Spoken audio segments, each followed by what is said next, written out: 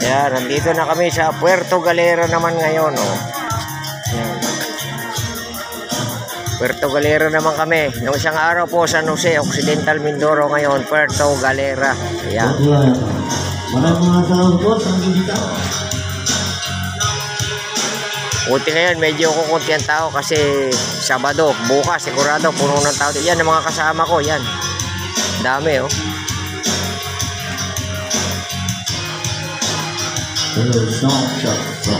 Kaya ako'y laging busy. Yung isang araw, nandun kami sa, sa, wala nito, San Jose, Occidental Mindoro. Ito na mga Puerto Galera, Batangas area na yan. Yung may mga island na yan. Ayan. Buti, ang ganda ng dagat ngayon, oh, kalmado. Sarap maligo. Ayan, mga kasama ko yan, naglalakad na yan, oh.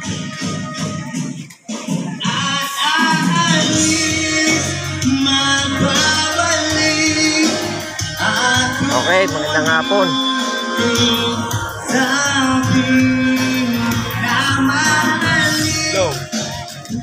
Hello. Oy, magandang hapon po. Yan.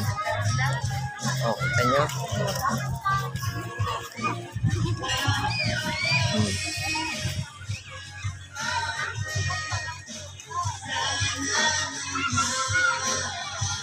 Kita nyo may nakalutang dyan. Parang yan o, may nakabitin na tao. Hinihila ng speedboat.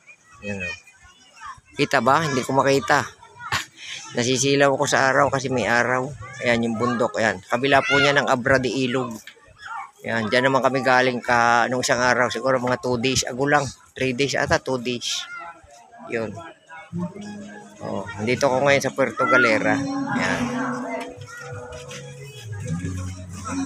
Doon po ang Batangas. Doon. Yan. Batangas area yan. May mga bundok na yan. Sakop na po ng Batangas yan. Ayan. So ito po yung sinasabing Puerto Galera. Sa mga hindi pa nakakapunta dito, ito po yung White Beach kung tawagin. Yan. So magandang hapon po sa inyo. Oh, pinakita ko lang dahil bagong dating lang kami. Ano? Oh.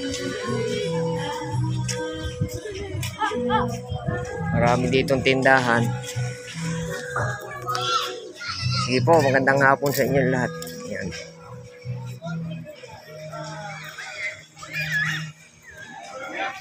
Magandang hapon sa lahat. Bye-bye. Hindi mababasa ang health yan, ang kalusugan ng isang tao.